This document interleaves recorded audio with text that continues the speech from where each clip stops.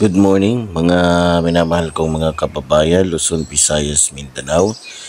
Halika ho, tayo ay pumasyal ho sa aking munting taniman na kung saan ho ay medyo malaki-laki na ho yung ating mga pechay.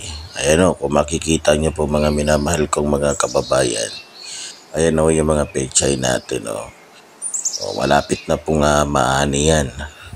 Yan.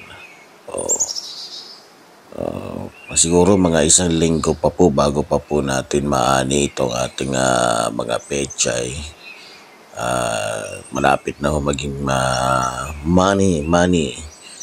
Pero may problema po kasi ako dito dahil pag hindi nga nababantayan, may mga unggoy ho na binubunot ho yung mga tanim natin. Talagang istorbo po para po sa inyong lingkod. Yung mga, ayan o, tingnan nyo o, nakalbo. Dahil binubunutan ho yan ng pwede ring tao kasi pag may dumadaan dito na nangangahoy, kumukuha ng kahoy o napapadaan galing sa kanilang mga sariling bukirin, dahil wala nga tayo, ay nakikiani na rin ho. Yan. So yan po yung ating mga pechay, malapit na pong maani. Siguro mga isang linggo pa po mahigit yan. So dito naman po tayo, pasyalan ho natin yung ating mga tanim na mga sitaw na kung saan malapit na rin pong gumapang. Pero wala na pong problema sa gagapangan yan po dahil nilagyan na ho natin ng mga kawayan, matataas ho yan. Ayan yung mga kawayan. Yan. Yan mga minamahal kong mga kababayan. So medyo madumi dahil ilang araw hindi ako nakaakyat dito. Yun, ayan, makikita nyo po. Pagkapang na po yung mga sitaw natin, medyo marami-rami rin ho yan. Siguro mga isang buwan pa, nasa taas na ho yung mga yan at mamumunga na rin. Ayan. Medyo marami-rami ho yung tanim natin mga sitaw.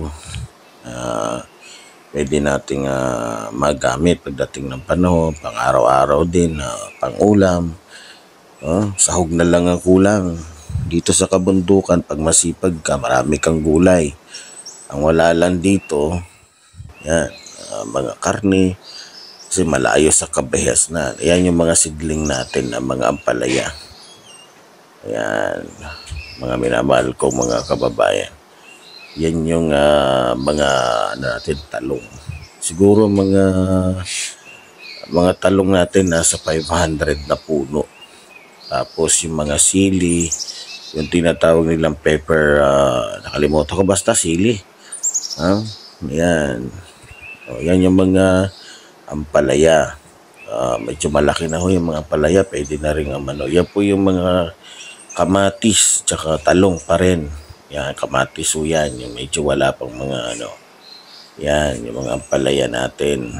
Yung tumutubo na po yung mga talong. Talong ho yan. Yan, talong ho yan. Yan. Yan, mga ampalaya na po yan. Yan. Medyo marami-raming puno din po ng ampalaya yung itatanim natin para pagdating ho ng panahon, tayo po'y makasurvive mga minamahal kong mga kababayan. Kaya nga sana ho may makatulong na makapagbigay man lang para ma-sprayhan ho natin itong ating mga tanim. Yan. Yan po yung ating mga, yan naman po yung ibang sili ho yan. Parang siling labuyo ba? Parang ganun nga. So yan po kadami yung mga itatanim na ho kasi nasidling na po. Medyo tumubo na po yung karamihan. So yun po sana, konting hiling natin sa ating mga kababayan. Baka may mag-sponsor ho ng pang-spray para ho ma-protectionan yung ating mga sitaw. Ayun po, ayan. Diba? So, siguro mga ilang buwan na lang ho ang hintay natin sa kalahati ba o dalawa. Itong area naman po na to, ito po yung tataniman din natin ng mga bulanghoy. So, mas maganda rin ho kasi kung may bulanghoy at saka yung kamote. Yan. So, kailangan ho malinisan yan mga minamahal ko mga kababayan. Kaya malawak-lawak pa ho na area yung ating pwedeng taniman. Siguro mga 2 hektarya pa yung pwede nating taniman. So medyo masungib pa ho dahil nga sa hindi pa nalilinisan. Sabi nila meron dong spray na pinangi-spray sa mga damo para mamatay. So hindi ko pa alam kung ano yon. So susubukan natin kung magkakapera tayo, bibilhin natin yon, mga minamahal kong mga kababayan. So yan pa po yung mga area na pwede nating taniman. Yan, napakalawak ko. Dahil wala pa naman ho tayong sinisweldo, tayo na lang ho ay magtatanim. Kaya kailangan ko po ng konting suporta ng ating mga kababayan para naman po makasurvive ang lingkod ni Epifanio Labrador. Yan. So maraming salamat po sa inyo at good morning po sa inyong lahat. Sana lagi po tayo magkakasama sa bawat araw at sa mga vlog na pinapakita ko. Salamat po.